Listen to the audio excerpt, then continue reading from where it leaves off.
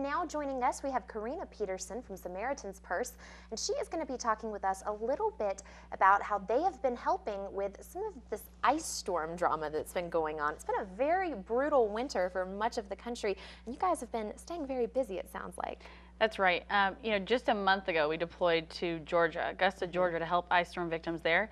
And just a day ago, we wrapped up that response. So for the past month, we've been working hard, helping close to 400 families, cleaning up the damage that the ice storm left for them. And then, we also just a week ago deployed to closer to home, High Point in Burlington, 2 different deployments there to help ice storm victims, and we're still there working, and we'll be there for quite some time. Wow. So let's go ahead and talk about Atlanta first. This was an ice storm that literally kind of shut down the city for a while and really destroyed a lot of the state. Can you talk with us a little bit about what it was like there? So when I went down to Georgia and saw the damage there, it was the first time I'd ever seen an ice storm damage. And it looked a lot like a hurricane. You had trees uprooted, trees crashed down onto roofs, just debris everywhere, yards completely covered, roadways blocked, driveways blocked, just a lot of damage. And so, we got our chainsaw teams out. We also tarped roofs. The trees came crashing down in a roof and left a hole, so obviously wanted to patch that up. It was really surprising to me what ice can do, and how that ice came and just weighed down so much on the trees that just snapped off and left a big mess. Definitely. So is that the biggest thing with an ice storm, trees coming down and hitting things? As far as I could see, that was basically the tree damage was the most.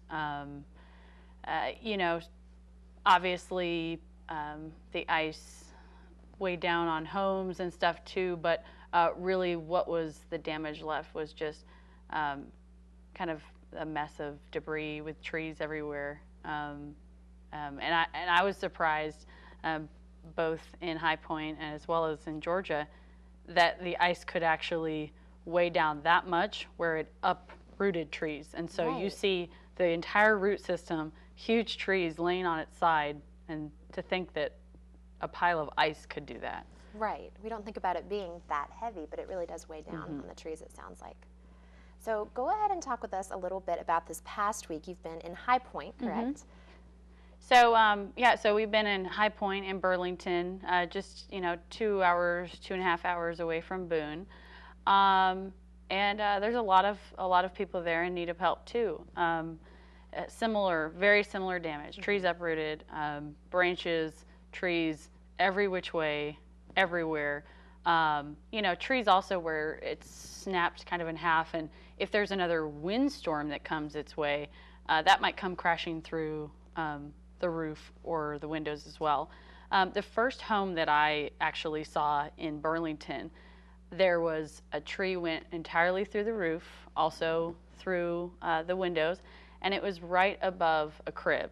Just so happened that at the time the storm came, baby wasn't there.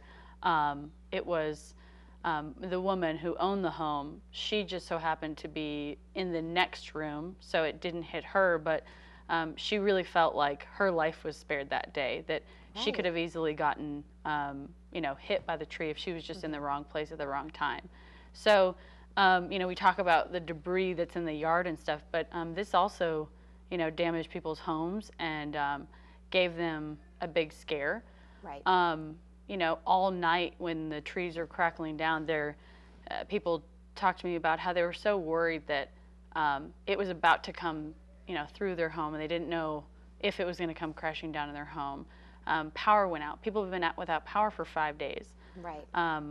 Someone who really grabbed my heart was this 80-year-old man who, come to his house, and there wasn't a really extensive amount of damage. He had kind of a section of his yard had trees down. There was work to be done there, but he's an 80-year-old man. He's on an oxygen tank. He was without power for 5 days. His wife recently passed away. She's the one who knew where all the candles were. So when he went without power, he's in the dark carrying his oxygen tank, trying to find candles so that, you know, he's not in the dark. You know, all the food in your fridge goes bad. Luckily, he had some dry food to survive for, you know, a bit. You know, it's cold. Ice storm, obviously it's cold. So, you know, you have no heat.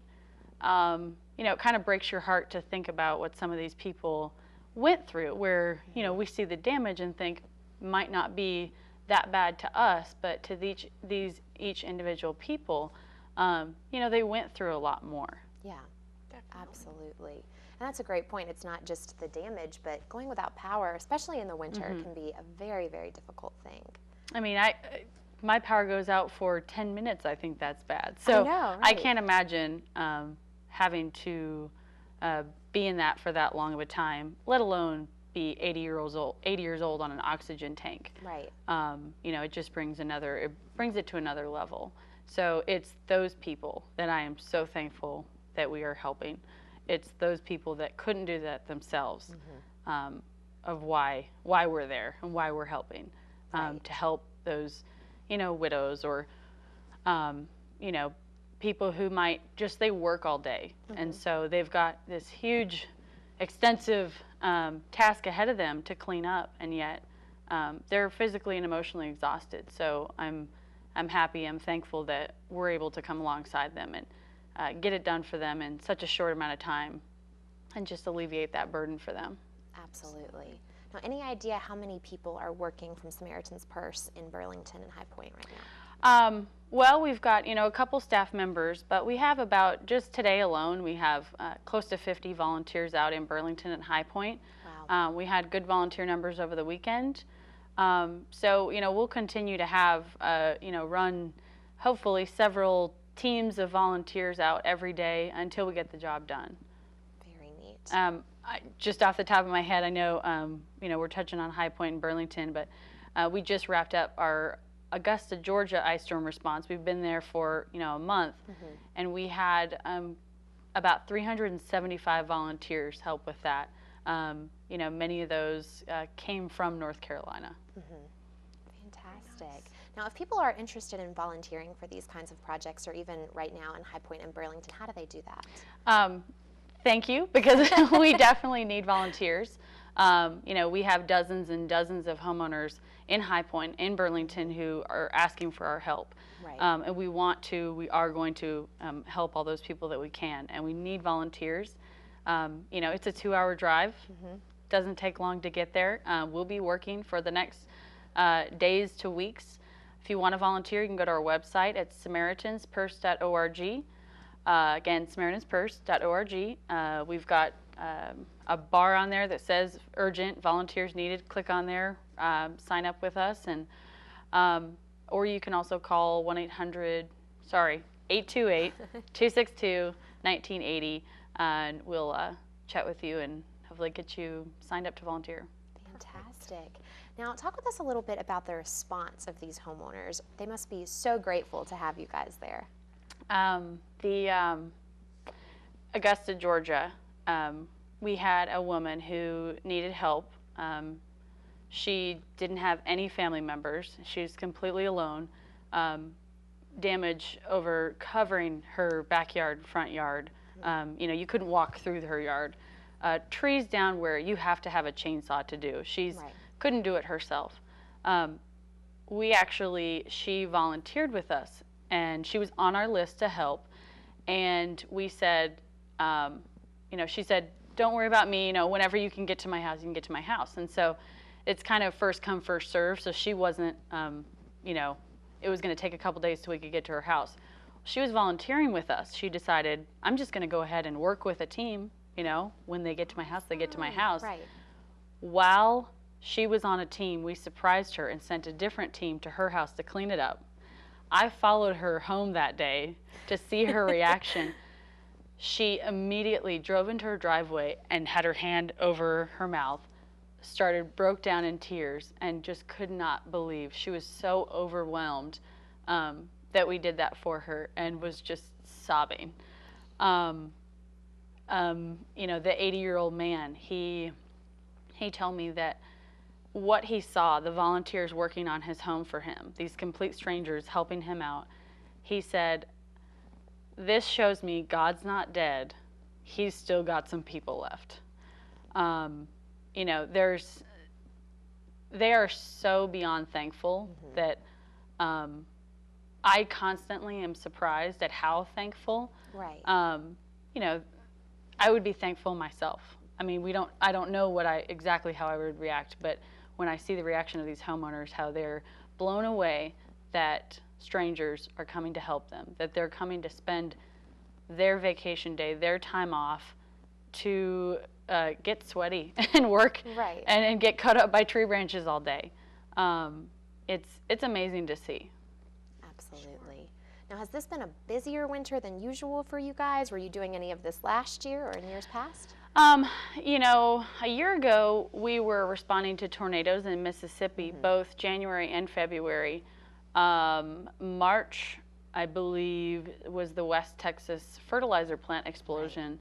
And then after that, it was tornadoes all spring. So I feel like we are always busy. We're always responding to disasters. Just this one is a different kind of disaster. As far as I can remember, we weren't responding to ice storms last year. So to be a month and a half, you know, a month or so on busy with ice storms is different for me. But we certainly were out working last year. Perfect. Right. Well, remind us one more time if people want to volunteer. If people want to volunteer, go to our website at SamaritansPurse.org or call 828-262-1980. Perfect. Well, thank you so much. Welcome back. Thank You've you. been away, but thank you so much for coming in to talk with us today. Thanks for having me, guys. Absolutely. And we will be back right after these messages with more of the Mountain Television Network.